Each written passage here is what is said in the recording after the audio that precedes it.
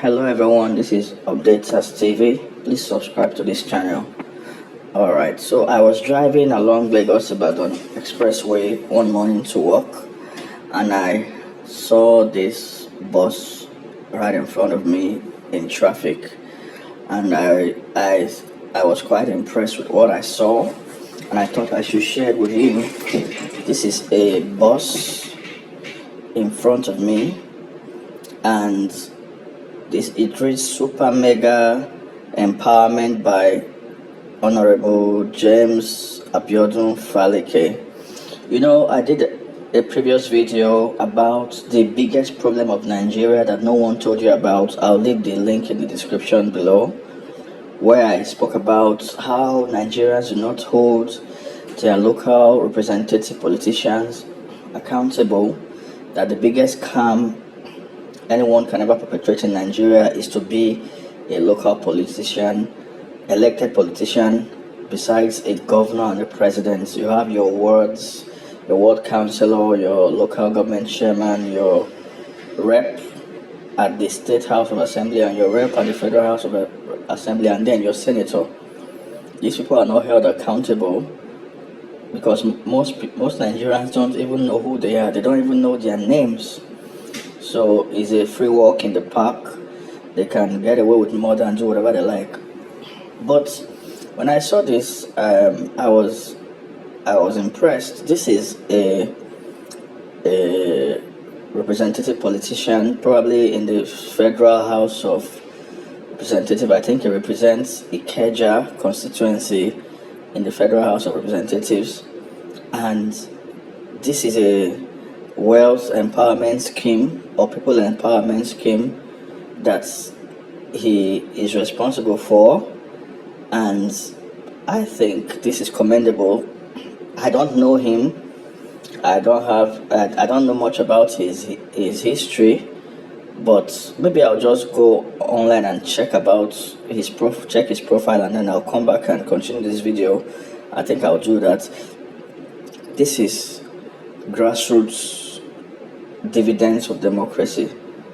He's bringing the dividends to the grassroots. I heard he's been in the office for about 10 years. I think since 2011. That should be 11 years. And let's just give him kudos for this, because not all politicians do things like this.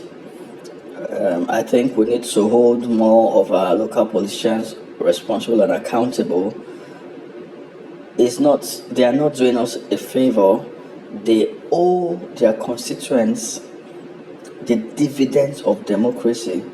It is their job to deliver the dividends of democracy at the local level to their constituents.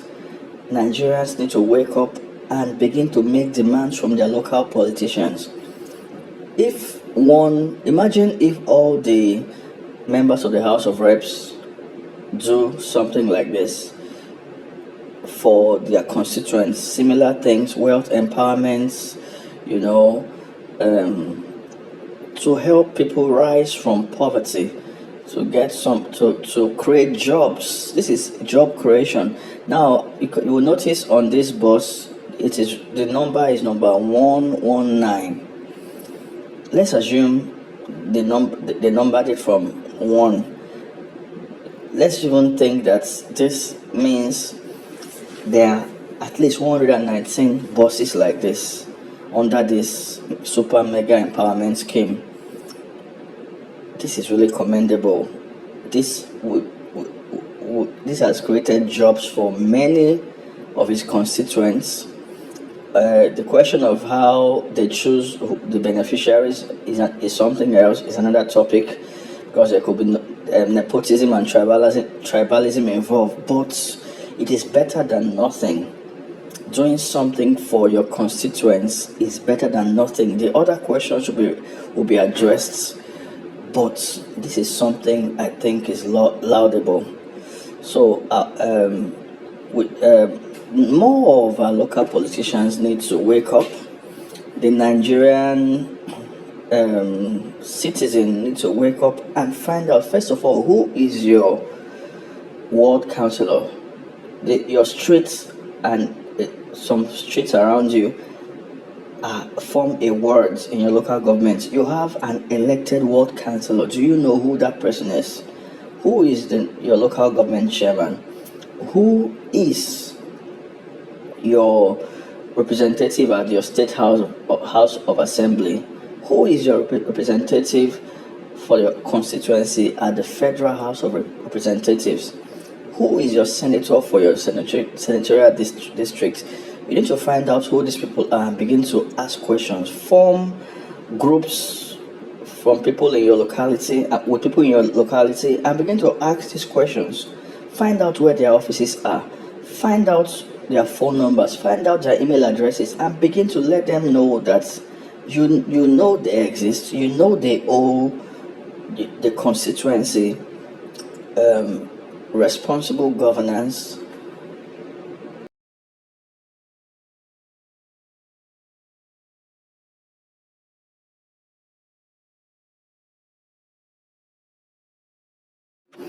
This is how we can make democracy work in Nigeria. Democracy works, a federal system of government works only when the politicians at the grassroots level are accountable to their constituency. Outside that, you can have an angel for a president, you can have an angel for a governor. They can only do so much. The system will work better and efficiently and effectively when all representatives, all elected politicians are accountable. All right, your governor can only do so much. It's even frustrating when so much is demanded from the center, from your governor, from your president, and they know that the legislature and the executive at the local levels are having a free ride. Nobody is asking them any questions. Now, the House of Representatives, excuse me, the House of Representatives of Nigeria is the lower chamber of the National Assembly. The Senate is the upper chamber. The House of Representatives has 360 members who are elected in single-member constituencies using the plurality system, and most members serve 4-year terms. The Speaker of the House of Reps is the presiding officer of the House. Now, the House of Reps at the federal level has 360 members. That means there are 360 federal constituencies that they represent. Meanwhile, you have just 36 states of the federation. Imagine if all 360 of these reps are held accountable. Nigerians know who they are, and then Nigerians hold them accountable to deliver the dividends of democracy. What do you think would happen to our nation? But everybody is looking at the governor, everybody is looking at the president. Until we get this right, we'll continue to elect people into office as governors and presidents and expect so much from them, and we'll keep getting disappointed because a democracy, and particularly a federal system of government, is not designed to deliver that way. Now, different states, not all the states do not have the same number of federal constituencies. For example, Abia has 8, Adamawa 8, Akwa Ibom 10, Anambra 11, Bauchi 12, Bayelsa has 5 constituencies, Benue 11, Borno 10, Delta 10, Ekiti State 6, Imo State 10, Kano State has 24 federal constituencies, Katsina 15, Lagos State has 24 federal constituencies, and that is the highest in the federation. You have Lagos State and Kano both have the highest, 24 each. Kaduna has 16, Niger State has 10, Plateau has 8, Zamfara has 7, and the FCT, the Federal Capital Territory, has 2 senatorial federal constituencies rather. That amounts to 360. If you add all the 36 states plus FCT, it gives you 360. Then we have 109 senatorial districts with 109 senators. Nigeria has 109 senators and 360 federal reps. You know, uh, um, Abia has 3 senators, Adamawa 3 senators. All the states have 3 senators each, while the FCT has 1 senator. All the states have 3 senators each, while the FCT has 1 senator.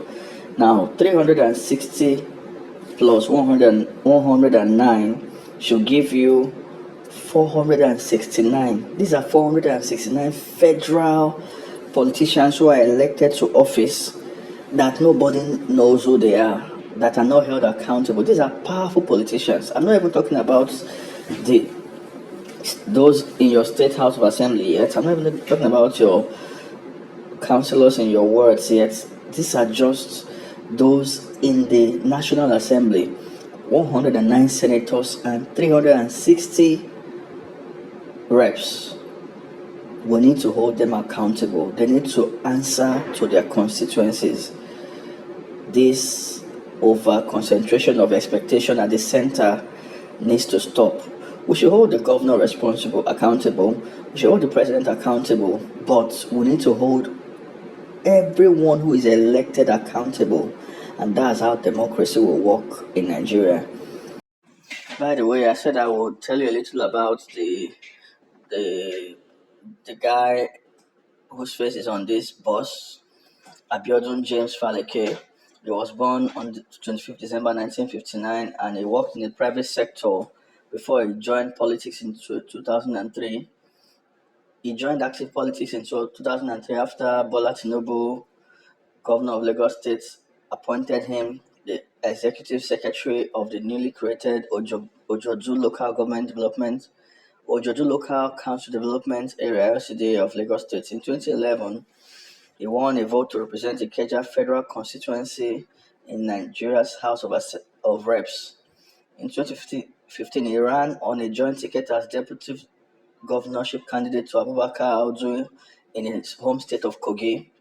They won the elections, but before INEC could declare the results officially, Abubakar Audu died, and they had to transfer their votes to the APC candidate, Yahaya Bello. Faleke challenged the decision of the party up to the Supreme Court level but lost. Thank you for watching Update Test TV. Please subscribe, like, and share this video. Have a great day.